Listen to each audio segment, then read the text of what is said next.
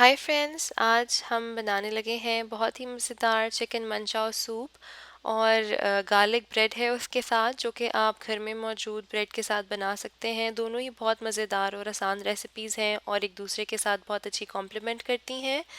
तो recipe start करने से पहले प्लीज़ मेरे चैनल को सब्सक्राइब करें और बेल नोटिफिकेशन को सिलेक्ट करें ताकि आप मेरी कोई रेसिपी कभी मिस ना करें। तो सबसे पहले आते हैं अपनी यखनी की तरफ। इसके लिए मैंने लिया है 2 लीटर पानी और उसके अंदर मैंने डाला है 250 ग्राम बोनलेस ब्रेस्ट का और 6 से 8 हड्डी डाली है मैंने मुर्गी की। जो उसका मुर्गी की गर्दन होती है और जो मुर्गी की विंग्स वगैरह होती हैं वो। और इसको मैं पका लूँगी इतना कि मेरी जो चिकन है वो बिल्कुल कम्प्लीटली पक जाए। मेरा जो बोनलेस है, आप हड्डी वाली चिकन से भी बना सकते हैं, वो आप 300 ग्राम ले लें। तो ये जब मैं निकाल लूँगी तो उसके बाद मैंने जितनी भी सब्जियां ली थी उनके जो रूट्स होते हैं और जो बीज वगैरह होते हैं, उसके अलावा जितने भी पार्ट्स हैं वो मैं अपनी यखनी में डाल के पकाऊंगी। ये मैंने छोटी सी टिप लर्न की थी डिफरेंट सर्चेस और डिफरेंट शेफ्स वगैरह को देख के। तो वो इस तरह, जो चाइनीज़ आप रेस्टोरेंट्स में जाते हैं तो जो सूप का बड़ा अच्छा सा फ्लेवर होता है वो इसीलिए होता है कि वो कोई इस तरह से चीज़ वेस्ट नहीं करते और न्यूट्रिशन होती है इन सारी चीज़ों के अंदर, तो वो आपके खाने में न्यूट्रिशन भी आ जाती है और बहुत ज़्यादा मज़ेदार भी होता है। तो इसको आपने इतना पकाना है कि आपकी यखनी जो है वो 1.5 लीटर के करीब रह जाए। उसके बाद आते हैं हम सॉस की तरफ। सॉस के लिए सबसे पहले मेरे पास था 1/4 कप केचप। उसके अंदर मैं डाल रही हूँ 2 खाने के चम्मच सोया सॉस के। फिर उसमें मैं डाल रही हूँ आधा टेबल स्पून विनेगर का, सिरके का। फिर मैं डाल रही हूँ 1/4 टीस्पून सिराचा सॉस का। मेरे पास ज़रा हॉट वाली है और आप अपने टेस्ट के मुताबिक इसको कम या ज़्यादा मिर्चों वाला भी रख सकते हैं। इसको अच्छी तरीके से मिक्स कर लें और साइड पे रख दें। फिर हम आते हैं असेंबली की तरफ। सारे इंग्रेडिएंट्स आपने तैयार रखे हैं अपने पास। ये था चिकन जो हमने शुरू में उबाल लिया था अपनी यखनी बनाते वक्त, उसको मैंने श्रेड कर लिया है, छोटे छोटे टुकड़ों में काट लिया है। फिर मेरे पास यहाँ पे एग नूडल्स हैं, ये ऑप्शनल हैं, उबली हुई हैं। फिर मेरे पास सब्ज़ी है, सब्ज़ी में मेरे पास हरी प्याज है, कॉर्नस हैं, शिमला मिर्चें हैं और ब्रसल्स स्प्राउट हैं। आप इसकी जगह गोभी भी यूज़ कर सकते हैं और अपनी पसंद की कोई और सब्ज़ी भी यूज़ कर सकते हैं। फिर सूप वाली सॉस है, फिर जो हमने यखनी बनाई थी वो है, जिंजर गार्लिक पेस्ट है, सेसमी ऑयल है, ब्राउन शुगर है, नमक काली मिर्च है और थोड़ा सा कॉर्नफ्लावर है इसको थिक करने के लिए। तो चलें अब कुकिंग की तरफ आते हैं।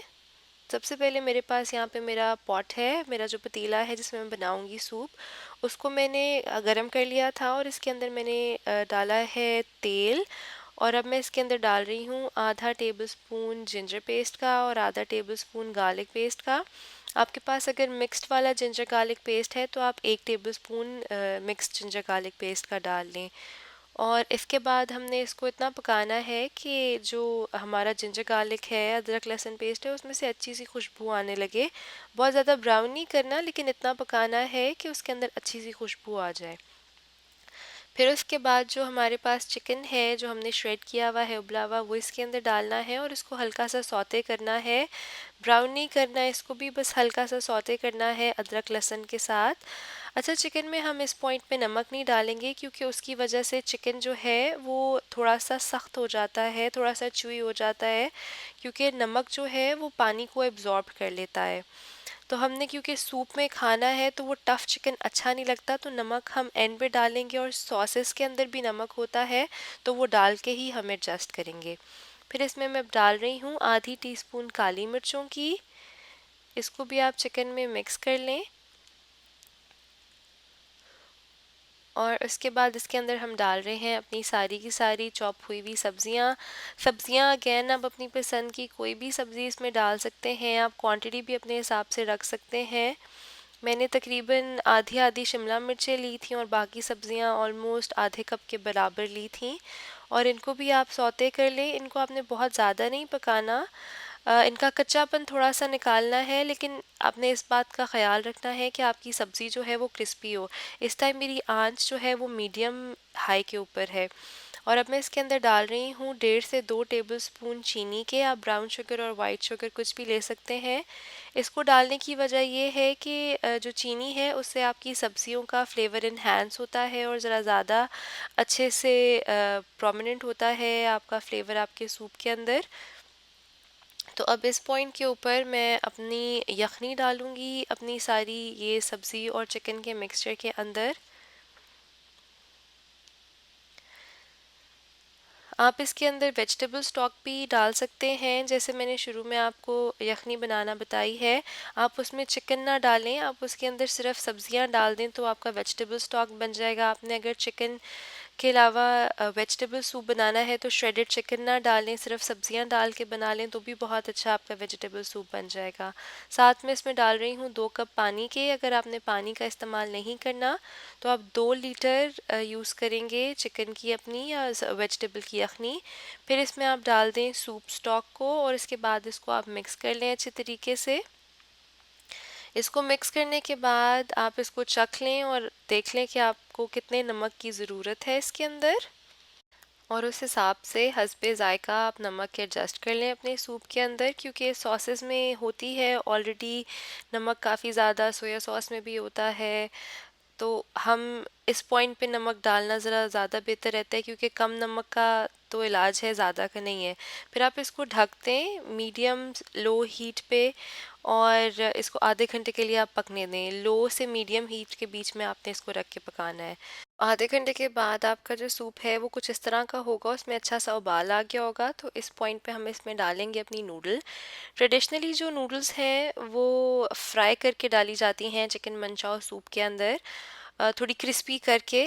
लेकिन मुझे पर्सनली इस तरह से उबली हुई ज़्यादा अच्छी लगती हैं और बच्चों के लिए भी खाने में आसान होती हैं, और ज़रा सेहत के लिए भी फ्राई करना इतना अच्छा नहीं है, तो मैं इस तरह से डालती हूँ। आप चाहें तो फ्राई करके भी डाल सकते हैं, वो भी बहुत अच्छा लगता है। आपकी आपकी टेस्ट के ऊपर डिपेंड करता है, आपकी प्रेफरेंस पे। इस पॉइंट पे आप अपना नमक मिर्च चख लें, उसको एडजस्ट कर लें, और एंड में हम इसमें डालेंगे कॉर्नफ्लावर और पानी। 1/3 कप पानी में मैंने 4-5 टेबल स्पून कॉर्नफ्लावर के मिक्स कर लिए थे, हीप्ड टेबल स्पून मैंने लिए थे, और उसको अच्छी तरह मिक्स कर लिया था। और अब मैं इसको चम्मच घुमाते हुए ही पकाऊंगी मीडियम हीट के ऊपर। इसकी वजह ये है कि आपका अगर आप इसको चम्मच ना हिलाएं तो आपका जो सूप है उसके अंदर गुठलियाँ बनना शुरू हो जाती हैं, और आपने इसको इतना पकाना है कि आपका जो सूप है उसके अंदर से कॉर्नफ्लावर का जो एक पाउडरी सा फ्लेवर आ जाता है, कच्चापन आता है, वो ख़त्म हो जाए और आपका सूप जो है वो अच्छा सा गाढ़ा हो जाए। तो जब तक ये गाढ़ा होता है तब तक हम अपनी गार्लिक ब्रेड की तरफ आते हैं।